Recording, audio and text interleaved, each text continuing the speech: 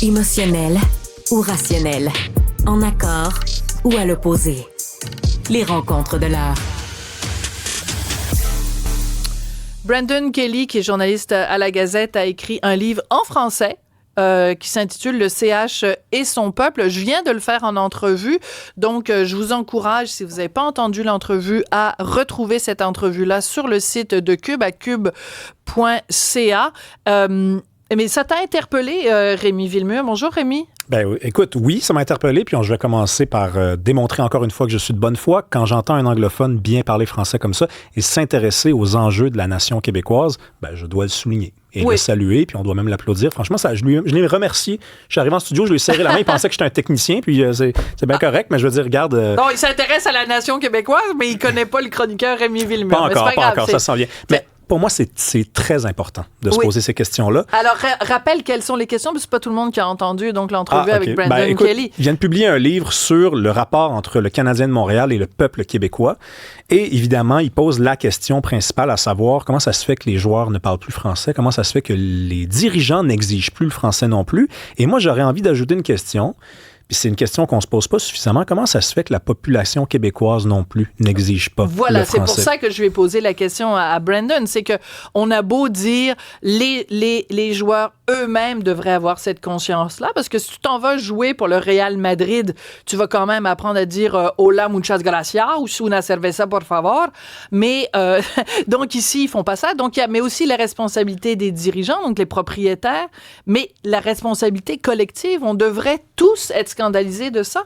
Or, nous sommes des moutons, Rémi. Ben, écoute, regarde, moi, je connais bien l'histoire du Canadien de Montréal parce que quand j'étais tout petit, je voulais devenir journaliste sportif. Donc, je connais bien l'histoire du Canadien. T'as mal viré, finalement. J'ai très mal viré, oui. Bon, c'est la dérape. Puis, je sais une chose, c'est que les succès du Canadien sont assez concentrés dans la période où le nationalisme était fort au Québec. Voilà, ben c'est exactement ce qu'il dit dans son livre, de 55 à 1980. Puis après, quand on est moins sûr de nous comme nation, ben le peuple et le CH sont tellement imbriqués l'un dans l'autre que quand nous, on va pas bien, ben le CH va pas bien. Oui, puis quand nous, on va pas bien, on nous demande de moins repêcher des joueurs du Canadien. En tout cas, ça nous dérange pas. Nos capitaines ne parlent pas français. Le dernier capitaine du Canadien de Montréal qui parlait français, c'est Vincent D'Anfous. Et c'est 1999, ça, que Vincent D'Anfous prend sa retraite, ou en tout cas, non, s'en prend pas sa retraite, mais s'en va jouer pour les Sharks de San Jose en Californie. Ouais. Et là, ensuite, c'est Koivu qui arrive. Et Koivu, pendant 10 ans, là, va pas apprendre un maudit mot français. On va avoir après Brian Giunta, Max Pacioretty, Shea Weber, et là, plus récemment, Nick Suzuki. Et ce sont des joueurs qui non seulement n'apprennent pas le français, mais je vais le dire tout de suite, avec le concours de cette organisation-là, qui appartient à la famille Molson, qui a un rapport trouble avec les Canadiens français puis les Québécois depuis des années. Hein. Pierre Falardeau disait que ce sont des exploiteurs de peuple. Eh bien, avec le concours de cette organisation-là, se foutent un peu de notre gueule. Je suis désolé, là, mais moi, je suis tanné de voir des publicités de Tim Hortons où on fait parler Nick Suzuki en français puis il dit « Bon Dieu, j'aimerais me faire changer ». Puis ils sont comme « Ah, il voulait dire qu'il veut changer son café. Tim Hortons ». Donc, non seulement il parle pas français, mais on se fout de notre gueule avec le fait qu'il baragouine encore toutes ces années-là plus tard. Martin Saint-Louis, l'entraîneur du Canadien, c'est un Québécois, il parle français. Mais qu'est-ce qu'on fait depuis qu'il est arrivé là? On rit de sa façon de parler français. La game dans la game, le ci dans le ça, le ci dans le ça.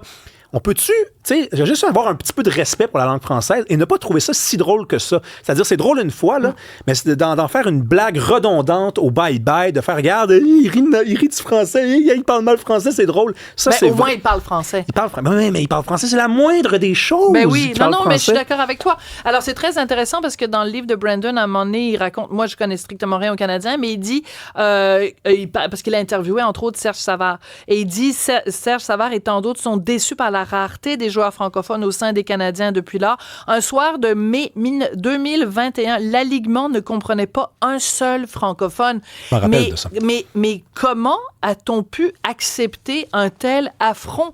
Peux-tu imaginer au Real Madrid que, moi je connais rien en sport, mais j'imagine que c'est une équipe de sport, ça, le Real Madrid. Bon, soccer. Qu'il y en ait, oui quand même, Rémi, et qu'il n'y en ait pas un seul qui parle espagnol, et surtout, plus loin que ça, que la population espagnole ne soit pas scandalisée, que personne ne parle la langue de Cervantes au sein de l'équipe qui est si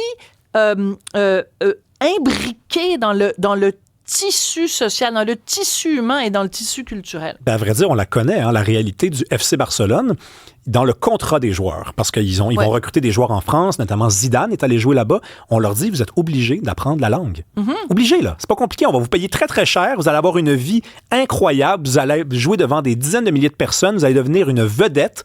Apprenez la langue. Voilà, et donc pourquoi n'avons-nous pas la même exigence? Puis je te dirais, tu as tout à fait raison de dire que c'est une exigence minimale, c'est vraiment le minimum syndical. C'est comme si tu invites quelqu'un à venir chez toi, tu lui demandes simplement, peux-tu, s'il te plaît, t'essuyer les pieds sur le paillasson avant de rentrer chez moi? Puis, sais-tu quoi? Si tu as l'intention de venir manger chez moi, apporte-moi un petit bouquet de fleurs.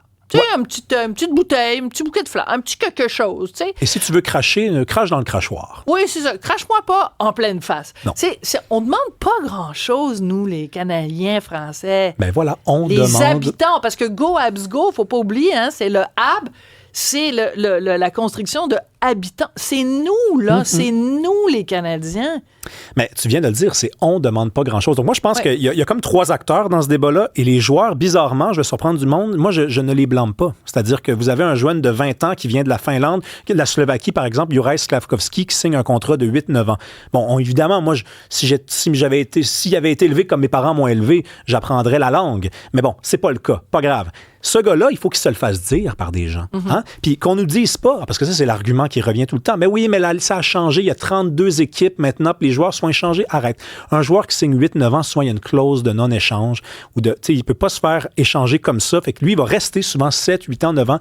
Donc, il doit apprendre la langue pour parler à qui? Pas juste aux gens de Montréal. Il y a des gens qui trippent sur le Canadien à Trois-Rivières, à Sorel, à Gaspé, à Saguenay, en Abitibi-Témiscamingue, depuis qu'il n'y a plus les Nordiques. Puis ces gens-là, ils veulent se faire parler en français. C'est la moindre maudite des choses, Colin Dubin. Puis je veux dire, un entraîneur, OK, qui a joué toute sa carrière à Tampa Bay, je comprends qu'il a perdu son français, OK? Mais on peut-tu en revenir, là, du fait qu'il est plus capable de parler français? Puis, tu sais, on peut en rire un peu, là, mais à un moment donné, c'est parce que tu peux aussi redécouvrir ton français, Martin Saint-Louis, là. Ça serait bien, ça aussi, là. Oui, écoute, c'est parce qu'on me fait signe en régie qu'on a quelque chose à me dire.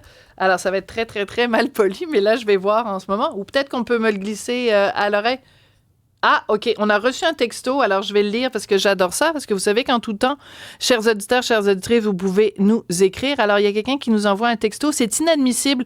Merci André Sylvain de me l'avoir signalé. C'est inadmissible que les meilleurs joueurs du Canada ne parlent pas français. J'embauche des infirmières à l'étranger et le cours de base pour parler français dure seulement 2 semaines. Comment tu réagis à ça, Rémi? C'est sûr. C'est sûr que c'est ça. Puis, tu sais, c'est une langue difficile à apprendre. Mais avec de la volonté, on peut tout accomplir. Puis on a intérêt à faire ça si on est les dirigeants du Canadien. Je le rappelle, le Canadien était victorieux dans le temps qu'il y avait des joueurs canadiens, français, québécois, francophones, appelez ça comme vous voulez. Ça prendrait des dirigeants québécois, canadiens, français, francophones qui vont chercher des joueurs qui jouent ensemble et qui vont avoir envie de gagner la coupe ici. Parce qu'il y a des joueurs qui viennent ici puis ils veulent gagner la coupe. Hein? C'est sûr, c'est tout ce qu'ils veulent. Ils veulent pas forcément la gagner ici. Mais des Québécois, des gars qui ont appris à jouer au hockey dehors, là, avec la petite mauve sur le bord du nez parce qu'il faisait fret puis qui restaient dehors toute la nuit puis qui pratiquaient leur tir du lancer, leur lancer. Mais ces joueurs-là, ils veulent plus la gagner ici. Puis ils sont bons. Si le Québec avait une équipe Québec, on battrait à peu près toutes les équipes au monde. Ça, c'est très vrai, bien ça. dit. Très bien dit. Il y a un autre auditeur qui nous écrit par texto. Madame Durocher, je prie pour que Chantal Maccabé vous écoute. Ben ça, je suis extrêmement déçu de Chantal Maccabé, effectivement, qui était à RDS, puis on se disait, oh, elle s'en vient, elle va peut-être apporter une nouvelle vision. Non, parce qu'elle travaille au oui, elle est rendue aux communications maintenant. pour le Canadien de Montréal, puis on sent pas vraiment la volonté. C'est elle qui est derrière les petites pubs de Tim Hortons où on fait baragouiner Nick Suzuki, puis il y a du monde qui se satisfont de ça. Il y a des gens qui se satisfont de ça. J'allais dire, on est né pour un petit pain. Ben non, on est né pour un petit beigne. Ben exactement. Puis un petit café. Un petit café. Dans la chanson Le But de Loco Locas, ils finissent en disant à un moment donné, c'est plus qu'un sport, c'est une métaphore de notre sort. Et je trouve que c'est ça. Le cœur du livre de Brandon Kelly et le cœur de la réflexion qu'il y a aussi dans son documentaire qui s'intitule Le CH et son peuple et qui va être montré à la fin du mois d'octobre sur Illico+. Tout est dans tout. Merci beaucoup, Rémi Villemur, d'avoir participé à cette discussion drôlement intéressante.